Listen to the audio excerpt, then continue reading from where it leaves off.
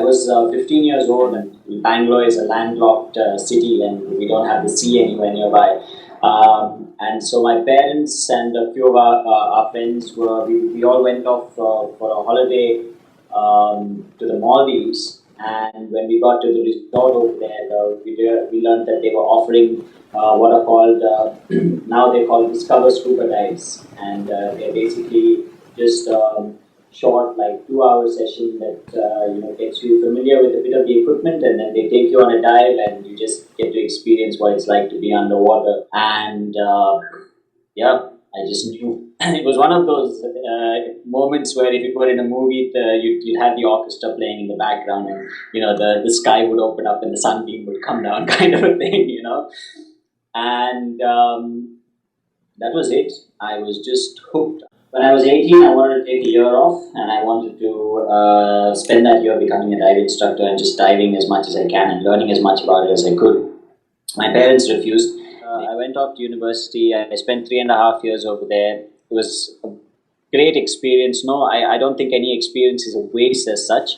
But I also realized in those 3.5 years that I was not somebody who wanted to do marine biology. I was not somebody who wanted to interact with the ocean from a scientific and from a research perspective.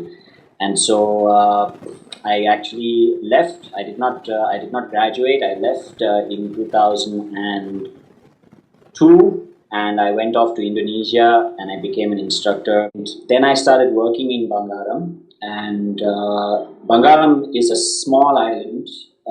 You can walk around it in about 40 minutes. I was diving every day on these pristine reefs. There was no other dive center around, and I was seeing stuff that so many Indians, will never see in their life. And so I worked that 2003 season, and I spent so much time underwater, just wishing that, I wish I could take that up and show it to people and explain to them what it's like. And people would ask me questions, and I try to explain verbally.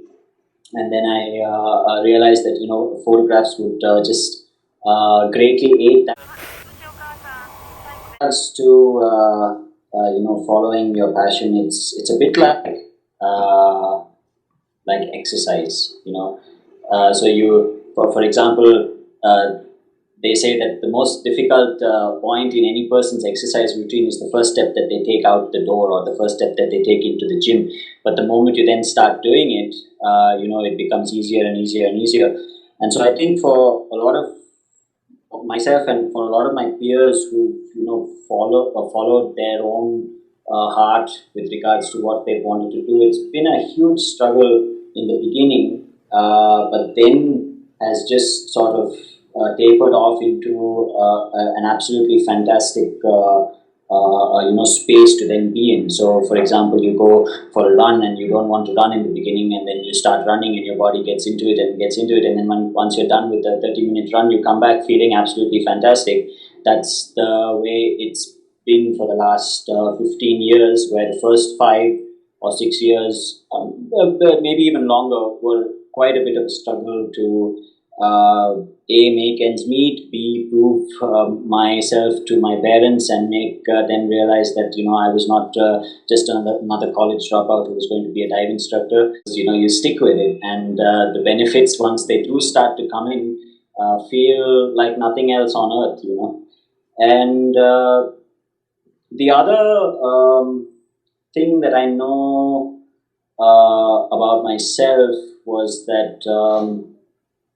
And there's a plus and a minus. The plus is that I knew from that day that I was underwater that this is what I want to be doing. Like right now, where I'm at, dive instructor, underwater photographer, I knew when I was 15 that I wanted to be a dive instructor. I did that dive, and I came up from that dive, and I knew, right, this is it. I want to be like that guy who took me down into the water.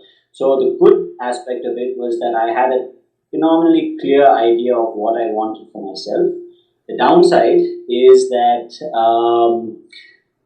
I think I could have done a better job of communicating that to my parents at the time that I wanted to take that year off, and even in the years after that. So when I was 18, I wanted to take a year off and not go to university. That was something that they were not happy with. And then I struggled, or sort of went through the paces of 3.5 years of university, because I was kind of going along with what they wanted me to do. And so my mistake in that, and my I think at the end of the day, I suppose it was that I didn't have the courage to really say no. Hey, this is my life, and this is how I want to lead it. It took 3.5 years of struggling through university to sort of build up that courage to then have that conversation with them.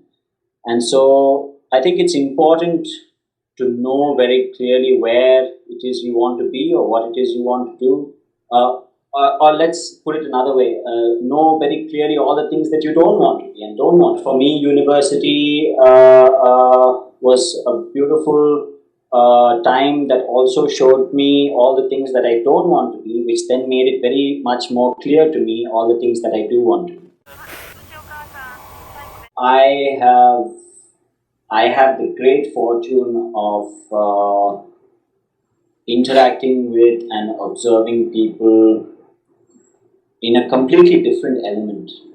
Now sometimes that element elicits fear, sometimes it inspires creativity, sometimes it gives people a great sense of peace and silence and a meditative space.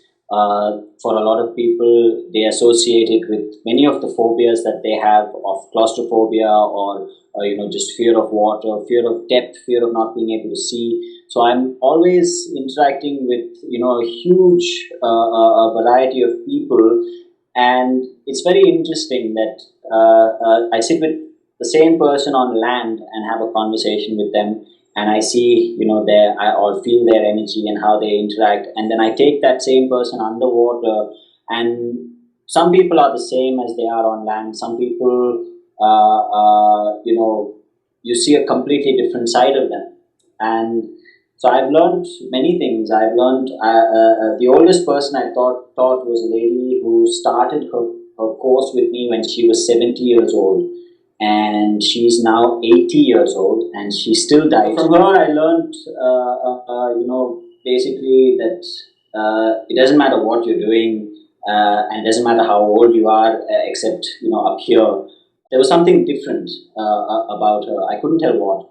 And very soon in the conversation, it was revealed that she was certified blind, and so certified blind by the government of Ireland. So she couldn't drive, she couldn't operate machinery, so on and so forth. And she could see clearly. Her clear vision was up to about there, and then everything after that was a blur.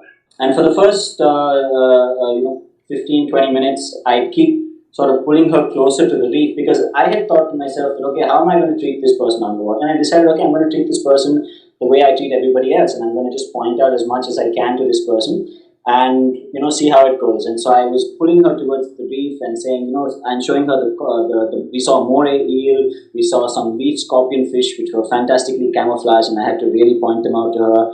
And she even, we had a turtle that came right up and looked at her like literally about this far away. And I found that she kept sort of going away from the reef, and I had to keep sort of telling her, come back to the reef, because normally when you dive in places where there's stuff to see, and the stuff to see is usually on the reef and on the edge of the sand. But she kept going out into mid-water, quite a bit away from the reef. So anyway, we finished the dive, came up on the boat, and then I was talking to her, and I said, so what happened 20 minutes into the dive? And she said that when I'm on land, I spend so much time and so much effort making sure that when I'm walking, I don't fall. And so much of my concentration is going into just standing upright and not falling. And when I'm in the water, it's such an incredible sense of freedom that all I want to do is just be in mid-water and just swim around, And I was stumped. I mean, it hadn't even occurred to me that would be the case. And promptly on the next dive, we got into the water and we swam away from the reef. I took her down onto the sand patch that was well away from all the coral and the rock, And that was it. We spent the next 15 minutes, just doing all sorts of things. She was doing somersaults and she'd just swim up and she'd swim down, and I was just basically there keeping an eye on her and just watching this person going absolutely berserk with that sense of freedom and without having to put that effort into this gravity bound space where you fall and hurt yourself. And that was a huge lesson. I mean, I I was that's something that will stay with me for a very long time. Being in the water, it is freedom of the body because there's three-dimensional freedom of movement. You don't fall and hurt yourself, but there's also freedom from a lot of the things that we have come to be defined as or defined by as a society. And primarily it comes down to silence, not just a verbal silence that people are forced to be quiet because they have a regulator in their mouth. But I find that a lot of my students also, that within about 10-15 minutes, once they've got the hang of the initial discomfort of the equipment and so on and so forth, it becomes a physical silence. It becomes a meditative silence. It's an energetic, stillness. And so for this person, it was that she was able to do away with her constant grappling with gravity. For a lot of the other people who I take down that who perhaps aren't blind, for them, I like to think that it's getting them away from the constant, noise and the constant thoughts that are firing away when we're in our work environment or when we're in the city and dealing with all these things that have become a part of our lives. And I think that in a way you're to some degree going back to your innate and original state. This is the state we were in the womb, perhaps from a philosophical perspective, from soul, perspective. If you want to look at that, we come from a state of stillness and we return to a state of stillness. Perhaps it starts within species itself that we be aware of our fellow, our neighbor, and our colleagues and our friends and family and so on and so forth. But from a larger, bigger picture, future, oriented perspective, I think that the greater awareness that we have of all the other species on the planet, and I'm not saying from a scientific perspective of listing all the species, but just the fact that we interact with so many other creatures on this earth. I think that honoring that might instigate some amount of change in the way that we, as a species, relate and react. There's a disconnect, and I think that it's for the future. I think it would be important that that disconnect is broken and that we reconnect. If we just started to try and look a little bit more closely at those connections that we have, I think that would hold the world in pretty good stead in the future.